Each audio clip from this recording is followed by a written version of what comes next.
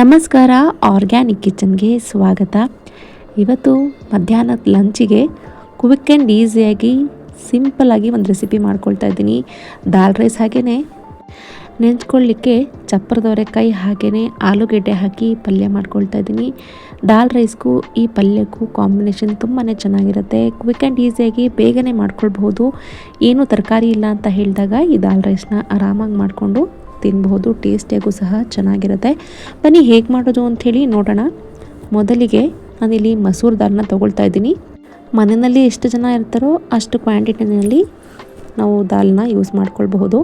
ಇದನ್ನು ಮೊದಲಿಗೆ ನೀಟಾಗಿ ವಾಶ್ ಮಾಡಿಕೊಂಡು ಇಟ್ಕೊಳ್ತಾ ಇದ್ದೀನಿ. ಇದಕ್ಕೆ ಒಂದೆರಡು ಹೆಚ್ಚಿಟ್ಕೊಂಡಿರುವಂತಹ ಈರುಳ್ಳಿ ಹಾಕ್ಕೊಳ್ತಾ ಇದ್ದೀನಿ. ಹಾಗೆಯೇ ಒಂದು 4ರಿಂದ 5 ಎಸಲಾಗುವಷ್ಟು ಬೆಳ್ಳುಳ್ಳಿ, ಅರಿಶಿನ ಹಾಗೆಯೇ ಜೀರಿಗೆ, ಕಟ್ ಮಾಡಿ ಇಟ್ಕೊಂಡಿರುವಂತಹ 2 ಟೊಮ್ಯಾಟೊ ಹಾಕ್ಕೊಂಡು ಬೇಯಲಿಕ್ಕೆ ಬೇಕಾಗಿರುವಷ್ಟು ನೀರನ್ನು ಹಾಕ್ಕೊಂಡು 1-2ರಿಂದ 3 ವಿಷಲ್ ಆಗೋಷ್ಟು ಕೂಗಿಸ್ಕೊಳ್ಳೋಣ. ಇಷ್ಟೇ, ಇದಕ್ಕೆ ಬೇರೆ ಏನೂ ಹಾಕೋ ಅವಶ್ಯಕತೆ ಇಲ್ಲ. ಬೇಳೆ ಚೆನ್ನಾಗಿ ಸ್ಮ್ಯಾಶ್ ಆಗೋ ರೀತಿಯಲ್ಲಿ ಬೆಂದಿದ್ರೆ ಚೆನ್ನಾಗಿರುತ್ತೆ. ಇವಾಗ ಬೇಳೆ ಸಹ ಬೆಂದಾಗಿದೆ. ಇದಕ್ಕೆ ಲೈಟಾಗಿ ಒಂದು ಒಗ್ಗರಣೆ ಹಾಕ್ಕೊಂಡ್ರೆ ನಮಗೆ ದಾಲ್ ರೆಡಿ ಆಗುತ್ತೆ. ಇದನ್ನು ಈ ಮಸೂರ್ ದಾಲಿಂದ ಅಥವಾ ಹೆಸರು ಬೇಳೆಯಿಂದ ಮಾಡಿಕೊಂಡ್ರೆ ಈ ಸಾಂಬಾರು ತುಂಬಾ ಟೇಸ್ಟಿಯಾಗಿ ಚೆನ್ನಾಗಾಗುತ್ತೆ. ಅಥವಾ ಎರಡೂ ಮಿಕ್ಸ್ ಮಾಡಿ ಮಾಡಿದ್ರೂ ಸಹ ಚೆನ್ನಾಗಿರುತ್ತೆ. ನಾನು ಮೊದಲಿಗೆ 1-2ರಿಂದ 3 ಸ್ಪೂನ್ ಆಗುವಷ್ಟು ಎಣ್ಣೆ ಹಾಕ್ಕೊಂಡು ಇದಕ್ಕೆ ಒಗ್ಗರಣೆಗೆ ಸ್ವಲ್ಪ ಜೀರಿಗೆ, ಸಾಸಿವೆ, 4ರಿಂದ 5 ಎಸಳು ಬೆಳ್ಳುಳ್ಳಿನ ಜಜ್ಜಿ ಒಗ್ಗರಣೆಗೆ ಹಾಕ್ಕೊಳ್ತಾ ಇದ್ದೀನಿ. ಖಾರಕ್ಕೆ ಒಂದು 3ರಿಂದ 4 ಒಣಮೆಣಸಿನ್ಕಾಯಿನ ಮುರಿದು ಹಾಕ್ಕೊಳ್ಬೇಕು. ಹಾಗೆಯೇ ಸ್ವಲ್ಪ ಕರಿಬೇವಿನ ಸೊಪ್ಪು ಹಾಕ್ಕೊಂಡ್ರೆ ಆಯಿತು ಒಗ್ಗರಣೆ. ಈ ಸಾಂಬಾರಿಗೆ ಇಷ್ಟೇ, ಬೇರೆ ಏನೂ ಹಾಕ್ಕೊಳ್ಳೋ ಅವಶ್ಯಕತೆ ಇಲ್ಲ. ಒಣಮೆಣಸಿನ್ಕಾಯಿ ಹಾಗೆಯೇ ಬೆಳ್ಳುಳ್ಳಿ ಚೆನ್ನಾಗಿ ಕೆಂಪಗಾಗಬೇಕು.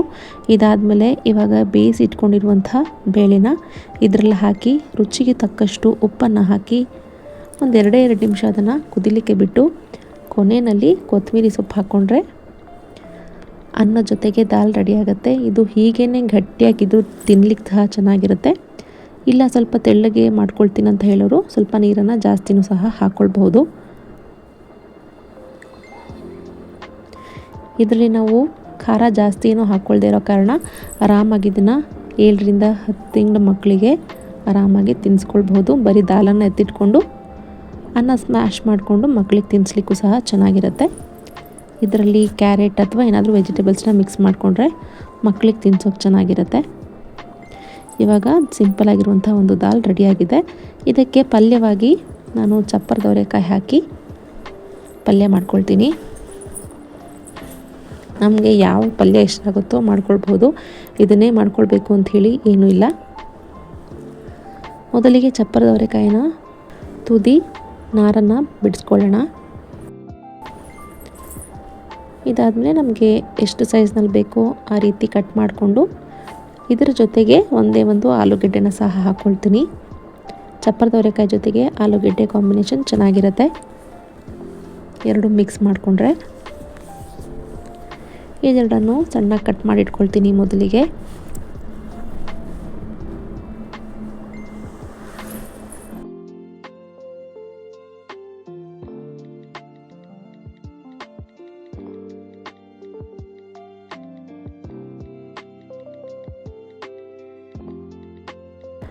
ಇವಾಗ ಚಪ್ಪರದವರೆಕಾಯಿ ಹಾಗೆಯೇ ಆಲೂಗೆಡ್ಡೆ ಸಹ ಕಟ್ ಮಾಡ್ಕೊಂಡಿದ್ದಾಗಿದೆ. ಇದಕ್ಕೆ ಒಗ್ಗರಣೆಗೆ 1 ಅಥವಾ 2 ಈರುಳ್ಳಿ, 1 ಟೊಮ್ಯಾಟೊ ಕಟ್ ಮಾಡಿಕೊಂಡ್ರೆ ಆಯಿತು. ಸ್ವಲ್ಪ ಸ್ಪೈಸಸ್ನ ಆ್ಯಡ್ ಮಾಡ್ಕೊಳ್ಬೇಕು ಅಷ್ಟೇ, ಬೇರೆ ಏನು ಮಸಾಲೆ ಹಾಕ್ಕೊಳ್ಳೋ ಅವಶ್ಯಕತೆ ಇಲ್ಲ.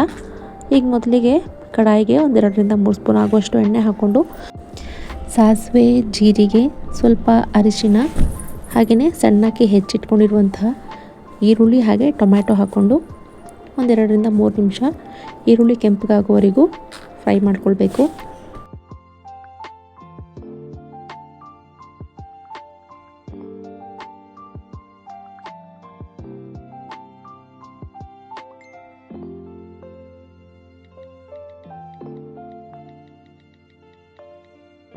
ಟೊಮ್ಯಾಟೊನ ಸಹ ಹಾಕ್ಕೊಳ್ಳೋಣ.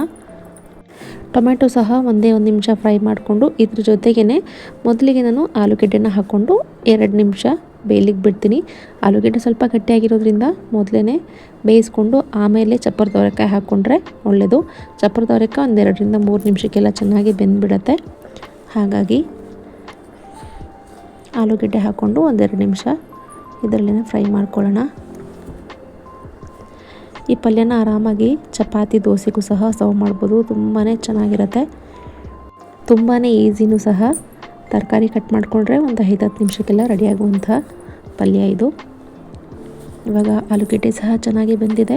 ಬೆಂದಾದಮೇಲೆ ಚಪ್ಪರದ ಅವರೆಕಾಯಿನ ಹಾಕ್ಕೊಂಡು ರುಚಿಗೆ ತಕ್ಕಷ್ಟು ಉಪ್ಪು ಹಾಕ್ಕೊಂಡು ಒಂದು ಅರ್ಧ ಸ್ಪೂನ್ ಆಗುವಷ್ಟು ಧನಿಯಾ ಪೌಡರ್, ಒಂದು ಅರ್ಧ ಸ್ಪೂನ್ ಆಗುವಷ್ಟು ಚಿಲ್ಲಿ ಪೌಡರ್ನ ಹಾಕ್ಕೊಂಡು ತಳ ಹಿಡಿಬಾರ್ದು ಅನ್ನೋ ಕಾರಣಕ್ಕೆ ಒಂದು ಅರ್ಧ ಗ್ಲಾಸ್ ಆಗುವಷ್ಟು ನೀರು ಹಾಕಿ ಲಿಡ್ ಕ್ಲೋಸ್ ಮಾಡಿ ಇಟ್ಕೊಳ್ತೀನಿ.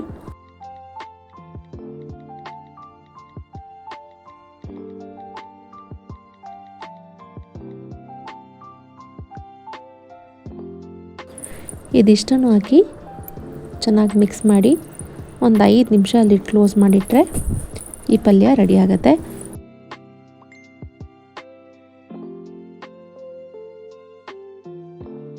ಜಾಸ್ತಿ ನೀರು ಹಾಕಕ್ಕೆ ಹೋಗಬಾರ್ದು, ಟೇಸ್ಟ್ ಅಷ್ಟು ಚೆನ್ನಾಗಿ ಬರೋದಿಲ್ಲ. ಇದು ಲೋ ಫ್ಲೇಮ್ನಲ್ಲಿ ಒಂದು 5 ನಿಮಿಷ ಫ್ರೈ ಆದರೆ ಆಯಿತು.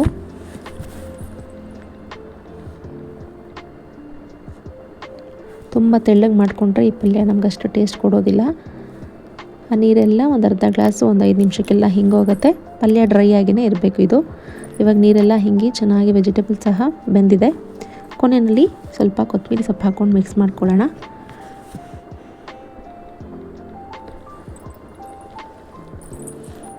ಇಷ್ಟೇ, ಪಲ್ಯ ಸಹ ರೆಡಿಯಾಗಿದೆ, ದಾಲ್ ಸಹ ರೆಡಿಯಾಗಿದೆ.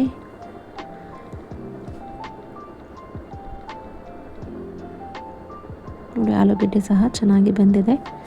ಇವಾಗ ಊಟ ಸರ್ವ್ ಮಾಡ್ಕೊಳ್ಳೋಣ. ಇವತ್ತು ನಮ್ಮ ಮನೆಯ ಮಧ್ಯಾಹ್ನದ ಊಟಕ್ಕೆ ಅನ್ನದ ಜೊತೆಗೆ ದಾಲ್ ಹಾಗೆಯೇ ಪಲ್ಯ ತುಂಬಾ ಟೇಸ್ಟಿಯಾಗಿ ಚೆನ್ನಾಗಾಗಿತ್ತು. ಇದು ಚಪಾತಿ ಸಹ ಮಾಡ್ಕೊಂಡಿದ್ದೆ ಇದ್ರ ಜೊತೆಗೆ. ಈ ಗಟ್ಟಿಯಾಗಿ ಈ ರೀತಿ ದಾಲ್ ಮಾಡಿಕೊಂಡ್ರೆ ಚಪಾತಿನೂ ಸಹ ತಿನ್ನಬಹುದು, ಚೆನ್ನಾಗಿರುತ್ತೆ.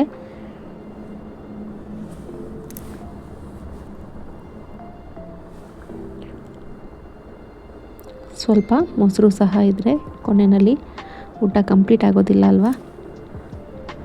ನೀವು ಕೂಡ ಒಮ್ಮೆ ಈ ರೀತಿ ಸಿಂಪಲ್ ಆಗಿರುವಂಥ ಒಂದು ಲಂಚ್ನ ಟ್ರೈ ಮಾಡಿ, ಹೇಗಾಯಿತು ಅಂಥೇಳಿ ಕಮೆಂಟ್ ಮಾಡಿ. ನನ್ನ ಈ ಚಾನಲ್ನ ಇದುವರೆಗೂ ಯಾರೆಲ್ಲ ಸಬ್ಸ್ಕ್ರೈಬ್ ಮಾಡ್ಕೊಂಡಿಲ್ವೋ ಪ್ಲೀಸ್ ಸಬ್ಸ್ಕ್ರೈಬ್ ಮಾಡ್ಕೊಳ್ಳಿ.